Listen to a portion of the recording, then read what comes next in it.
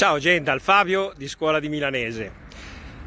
Allora, in che mi permetti, umilmente, ma mi permetti, di tirare un cicinin iurec, con delicatezza però, ecco, a tutta quella gente che mi dice, ma il nostro dialetto a Milano si sente più, eccetera, eccetera.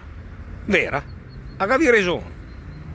Ma la domanda che vi fu, di alter, cosa fi?